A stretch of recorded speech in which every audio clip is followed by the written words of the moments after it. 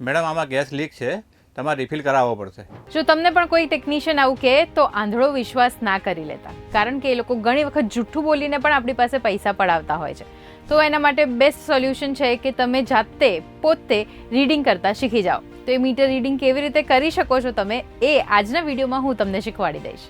હાય, હું છું હેલી. તો હવે જો જ્યારે પણ ટેકનિશિયન તમારા ઘરે આવે છે તો સૌથી પહેલાં તમે એસી ઓન કરો અને ટેકનિશિયનને કહો કે મીટર અટેચ કરે રીડિંગ જોવા માટે.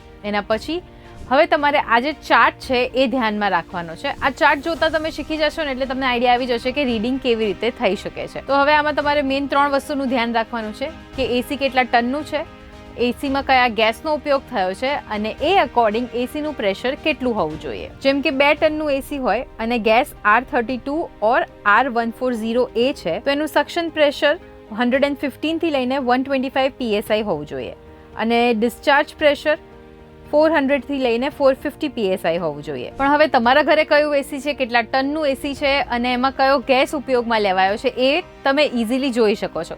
એસીની ઉપર જ એક સ્ટીકર મારેલું હશે, એની ઉપર તમે ઇઝીલી જોઈ શકશો કે કયા ગેસનો આમાં ઉપયોગ થયો છે અને કેટલા ટનનું એસી છે એ તો તમને ખબર જ હશે. તો બસ એ બધું આ ચાર્ટની સાથે કમ્પેર કરી લેજો એટલે તમને આઈડિયા આવી જશે કે એમાં પ્રેશર કેટલું હોવું જોઈએ. R22 એટલે સૌથી જૂનો ગેસ, R410A એટલે જે સૌથી વધારે પ્રેશર ઉપર કામ કરે છે એ, R32 જે સૌથી નવો ગેસ છે અને ઇકો ફ્રેન્ડલી ગેસ છે. તો હવે આ જે વિડીયો છે એ જેમના પણ ઘરમાં એસી હોય એ બધાની સાથે શેર કરી દો, જેથી કરીને નેક્સ્ટ ટાઈમ જ્યારે એમના ઘરે ટેકનિશિયન આવે છે તો એ એમને ઉલ્લુ ના બનાવી શકે અને એમના પૈસા વેસ્ટ ના જાય.